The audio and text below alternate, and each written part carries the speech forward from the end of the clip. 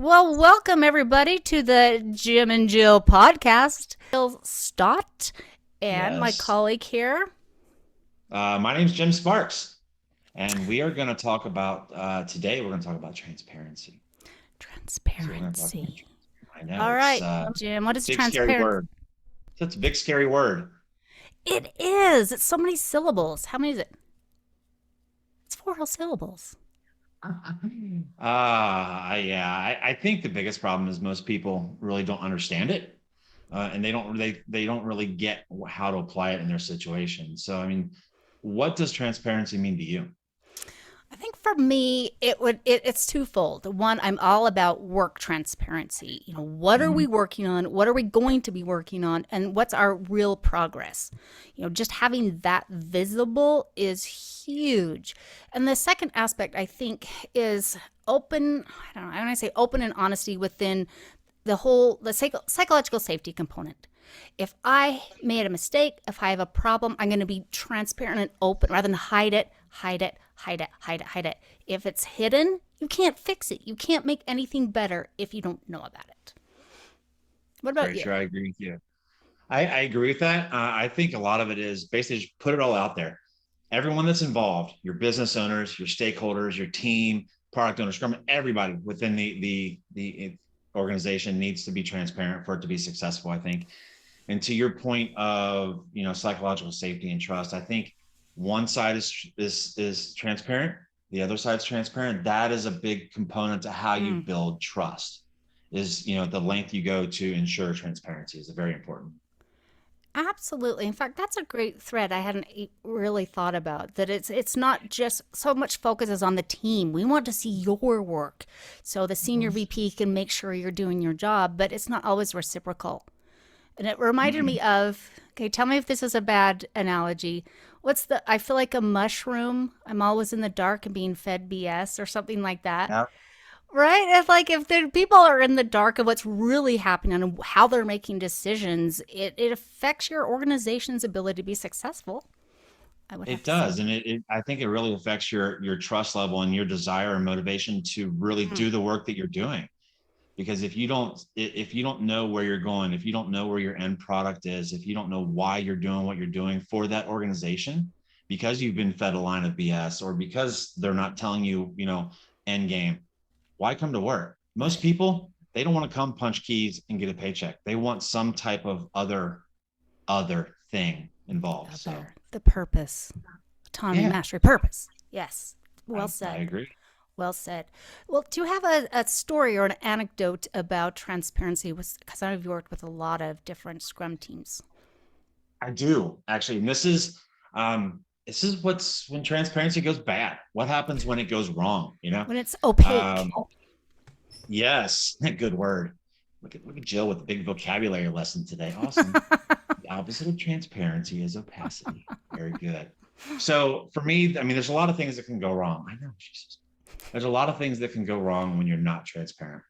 One example that I've seen relatively recently is what is called a shadow backlog. You ever heard of a shadow backlog? Oh, I haven't heard that You for a have an long idea of what time. I'm Yeah. talking about? Enlighten us.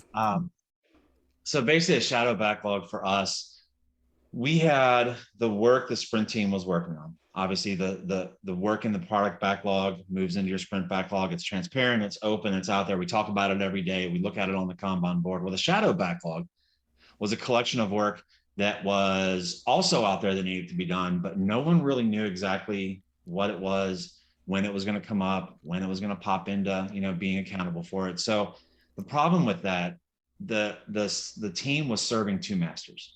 They were put in a position where they had to now serve Mm. the sprint backlog and this shadow backlog, which we never knew exactly when it was going to come up. And that's not fair to the team because it creates stress. It creates double accountability. It creates, well, who do I answer to? Do I answer to my product owner in the sprint backlog? Or am I going to go answer to my manager who says, well, this has to be done as well? And then I'm stressed out as a developer. I'm burnt out because I don't know I mean, it's a lot of unneeded stress because of the lack of transparency. And that degrades everything you've worked to build: trust, morale, and happy team, and all of it just kind of starts to fall down. That's interesting. That, and you think it's such a small little thing, but I mean, eroding all of that, and then I can't. How do you prioritize stuff when it's in two different invisible Yep. backlog? It's impossible. So that's a great example. I really And like that that. was one of the issues we ran into was, well, how do we prioritize the work that needs to be done? Because so one of the attempts we made was to try to somehow get it all involved into one backlog. And that way we could actually at least visualize it and prioritize it correctly. So Perfect. Perfect. Perfect. Perfect. Yeah, I have a quick story. This is back bring it on. 20 years ago. 20 years ago. And this still just every now and again, I just get so mad. So this was, so we were doing, I do, I know, we were doing waterfall. We had this huge team, right?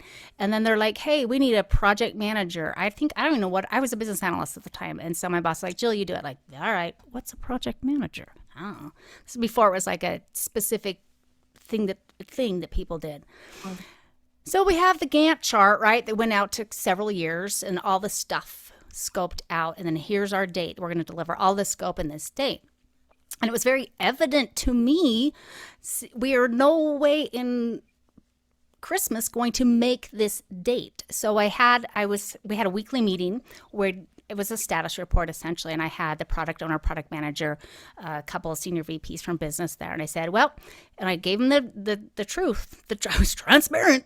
Here's the situation. Here's what we have left to do. Here's our date. There's no way we'll be able to make this date, which was coming up like in the next 30 days. And they weren't happy, but I wanted them to know now so they could make changes and then communicate that back to our stakeholders and our customers. So I ended the meeting and I was like, high five to myself. And then my boss calls me, high five to me, calls me in and said, hey, and his boss wanted to talk with me. So he calls me. We'll call him Raul because that's not his name. So Raul calls me up. He's in the other building. And he says, hey, he heard about, apparently he didn't come to the meeting or he did. He said, you need to get everybody back together and tell them that that's not true. And I go, but Raul, it is true.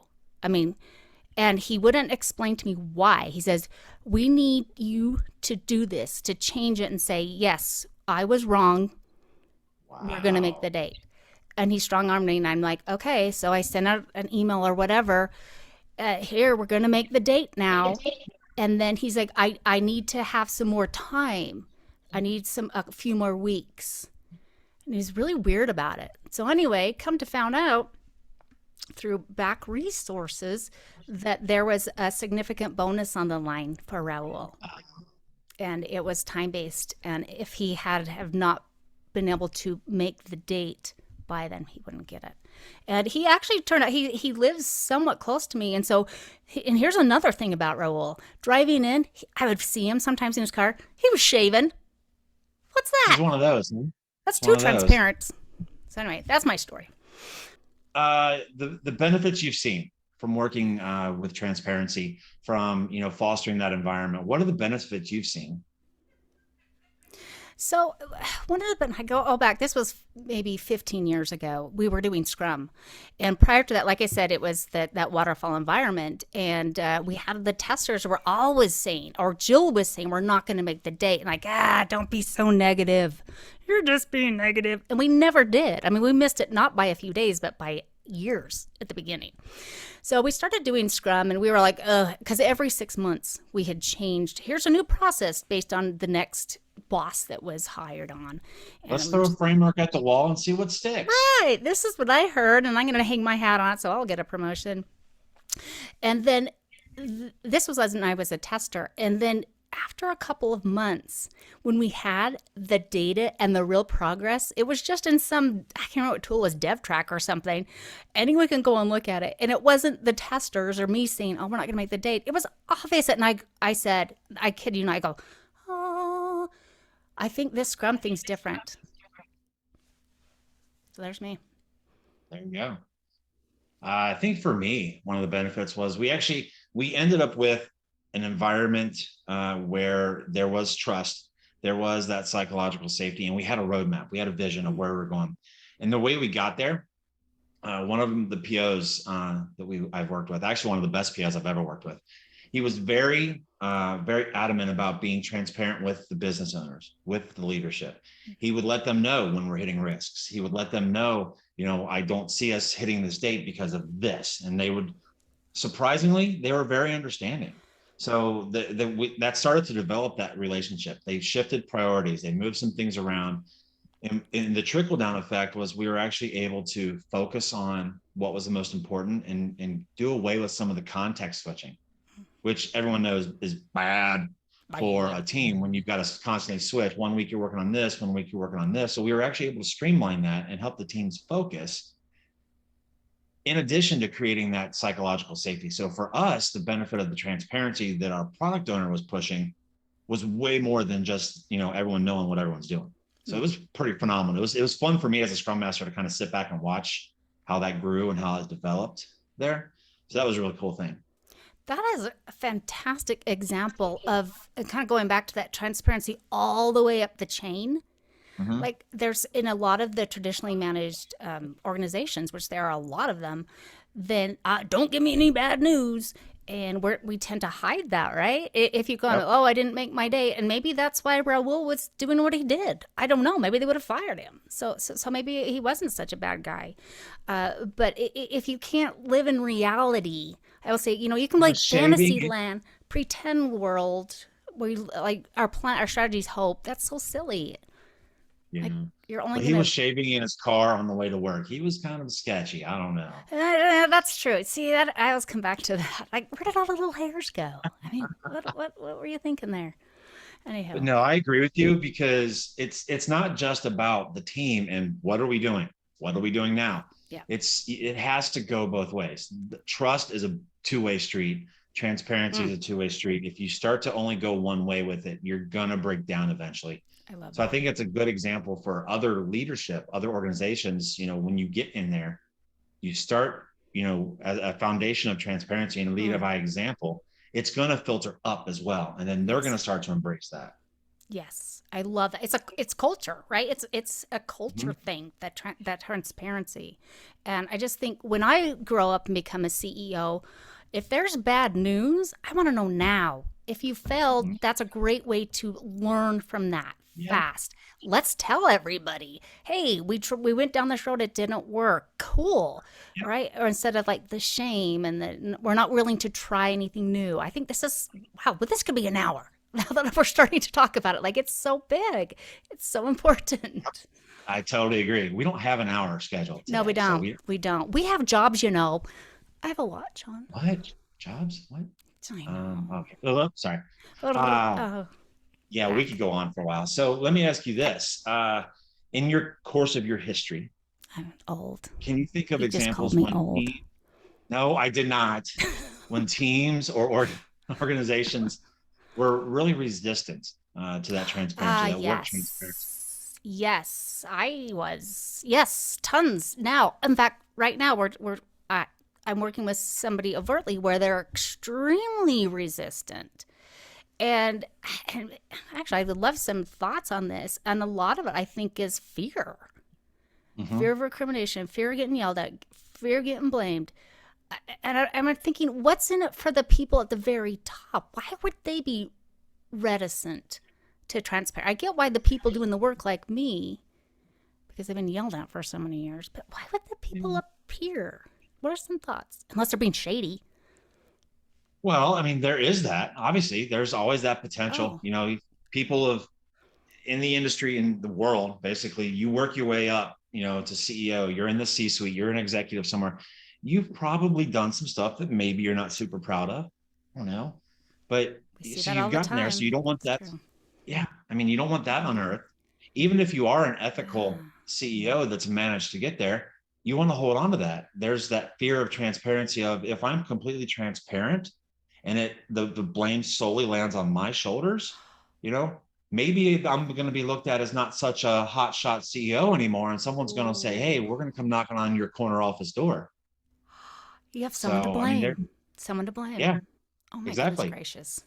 That is spot on. Yeah, That is spot on. Now, to I be agree. honest, I even though I've worked the C-suites, I can't fix them. I just can't. Nope. I can do my best. I can give them some guidance, but Do you have any advice for your teams who they are like maybe they're new to this whole idea? Like, what? All my stuff's going to be exposed. What are some any thoughts you could parting thoughts? Think about that's funny. Think about your kids. And I relate everything I do to my kids. So think about when you lie to your kids when they're like 7, 8 years old. They remember everything. They could go back 4 years when they were 3 or 4 years old and they'll remember every word I said. So if you're going to lie, if you're going to be non-transparent or opaque, as we learned today, it's going to come back to get you. You know, there's always going to be in the back of your head that threat of, well, I wasn't completely transparent. What's going to come up to bite me now? Be transparent because it reduces the stress as you move forward. You know, that's one thing for me is if you just put it on the table and you say, look, we're not going to make that deadline. We got to push our launch by at least a month. Otherwise, it's not going to happen. It's now a business decision. You've been honest. You've been open. You've put it out there. You've been transparent. Now it's a business decision. It's off your plate. Let them decide. Do we push the launch? Do we sacrifice something else? Do we, you know, maybe we launch with a little bit less than we originally wanted to. But either way, you're going to do the best you can and it's off your plate. You know, Johnny always remembers when you told him you didn't eat his Oreos. It was your little sister. No, it wasn't. She can't reach them, Dad. They always remember. That is so true, and I love that. I'm thinking like, or suppose I don't know, I'm a contributor, and it's like, oh, what if they see my stuff, my team does, and they think I'm not pulling my weight, and that adds to your backlog of stress. It does. They're going to find It out. does. They're going to find out. They're going to find out. Put it out there. It's freeing. Freeing. Yes, exactly. Yes. I'm a Yes. big proponent of that with our teams, you Oh, know, that's good. put it out there. Let the Yeah. product owner make the decision. Yeah. Let the product owner explain it to the stakeholders and let them make the decision. You can only do so much. Yeah. My mom used to say, you can't get blood out of a turnip. Well, you know what? You can only do so much.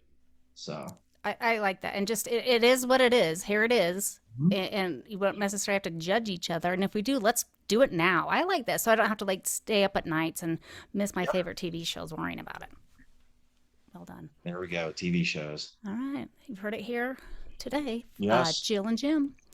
And Yes. transparency, why it's important, why we tend to resist it. And what was that third thing? Lying about Oreos with your kids. I don't know, something like that. Mm-hmm. Put them on the table. Be honest. Reduce your stress load as you go forward because now it's a weight off your shoulders. You Okay. can I go have forward. You've been Sorry to freed. interrupt you. I have to. I feel compelled to get something off my shoulders. Okay.